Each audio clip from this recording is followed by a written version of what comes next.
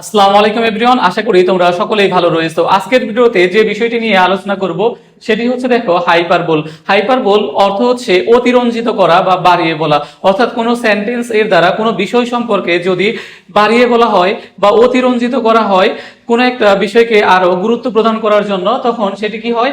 Hyperbole হয়। দেখো, অতিরঞ্জিত করা বা বাড়িয়ে বলা, তাহলে এটা হচ্ছে এমন একটা অলংকার, বাক্যকে ইচ্ছাকৃতভাবে কি করা হয়? অতিরঞ্জিত করা হয় বা বাড়িয়ে বলা হয় কোনো একটা বিষয়কে জোরালোভাবে প্রকাশ করার জন্য।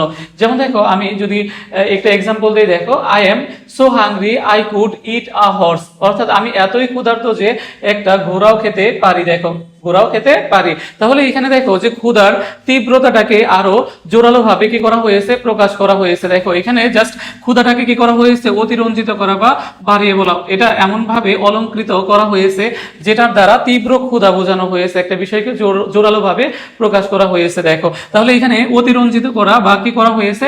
বাড়িয়ে বলা হয়েছে। অর্থাৎ যদিও অনেক ক্ষুধার্ত, কিন্তু আমি তো আসলে কি একটা ঘোড়া, পুরো ঘোড়া খেতে পারবো না, কিন্তু এমন ভাবে প্রকাশ পাচ্ছে যে একটা বিষয়কে অতিরঞ্জিত করা হয়েছে বা বাড়িয়ে বলা হয়েছে, অর্থাৎ ক্ষুধার তীব্রতাটাকে বাড়িয়ে বলা হয়েছে।